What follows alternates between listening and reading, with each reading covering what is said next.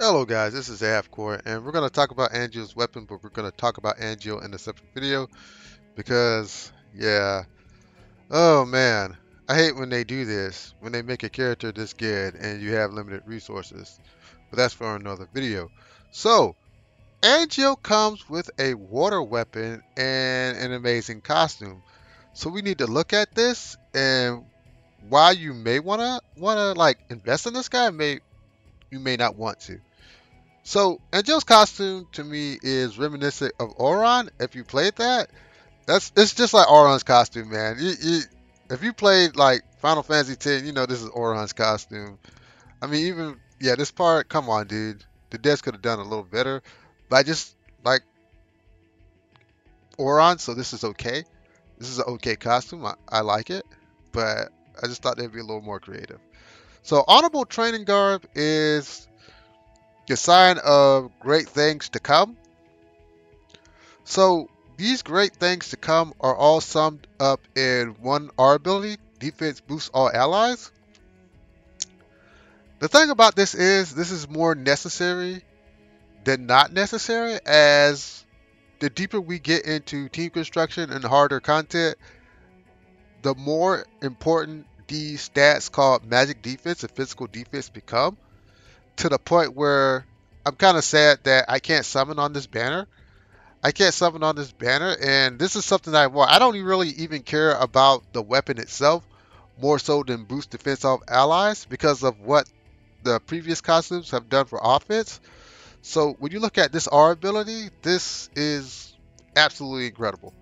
Waterblade Arcanum is incredible for the simple fact is that we only have one, two, three, four Waterblade Arcanum. Sephiroth has one, Tifa has one, Glenn has one, and now Angeal. So keep that in mind. But the problem with Tranquility is it's a physical weapon, and I understand that the character of Angeal would be a physical based attacker based on him being the progenitor of Buster Sword, and Cloud and Zack are primarily physical damage dealers.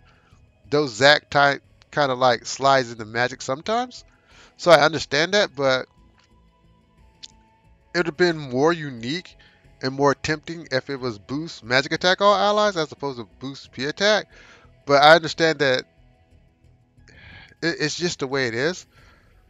But let's get into the attack itself. So the P attack on this is extraordinary. So keep that in mind as we go through. So you're doing 520 physical water damage on a single enemy. And he gets provoked where he becomes the target of the attack. And he gets Veil, which is absolutely incredible, where he actually has a HP wall that takes damage for him. So he's meant to be a tank character, and I think that is so interesting. I wanted them to do that for Barrett, but they didn't. And I guess Angeal is a character that kind of deserved that, to be honest. So he only gets Seizure boost, but he gets P attack, P attack. So that's good. I wish they would have given him like a stat boosting thing right here. Something that would like extend buff or debuff or whatever. That'd have been interesting, but it is what it is. So 627 at OB6 is incredible because you're matching like the weapons of last year as far as attack goes, so that's pretty good. And it's pretty mid-max as well. So I like the fact that they're doing that. So you're getting 780 physical water damage and you're getting provoked once again. But now you're getting 8% of max HP. So you do want to stack this guy's HP up because it allows him to take hits better. Because if you choose between either stat, you would want HP over a defensive stat. So yeah, it's pretty good. 940. So 940 is actually average, not extraordinary. 684 is extraordinary. So he's mid-max pretty well. And you get to 4639, which is not very like spoken of because you expect that. But now you're getting 10%, which is absolutely incredible. This is actually an incredible weapon for the simple fact is it allows him to do something else besides DPS. And we look at the 940% water damage. That's really good. So is this weapon a must get? For me, I can't because I've already invested in Vincent. So for me, it's a no because I have to get this costume because I'm a Vincent player. Because in order for you to actually stretch out a character, you need to get their economs.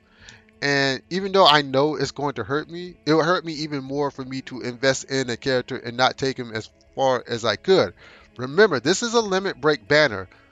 When I did my limit break banner with Benson, I got White Dog to OB10. So that means he's like 100%. I'm 100% in on that character because I got his limit break weapon to OB10.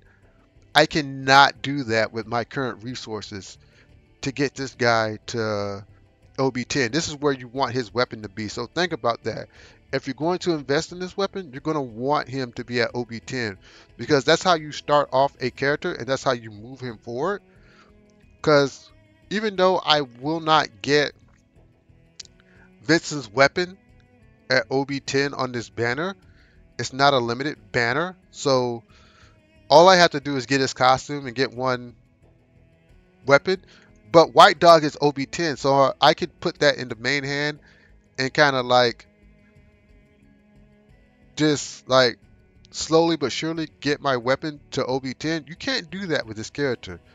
Keep that in mind that we have another limited banner coming next month that features Tifa, Aerith, Cloud, and Sephiroth. So you're gonna have to keep that in mind. This is like the banners are coming too fast and too heavy, and it's really getting kind of annoying because this is an incredible character. Once we go into his in-depth video, you're gonna realize this dude is freaking amazing. I'm so impressed with what they did with this character.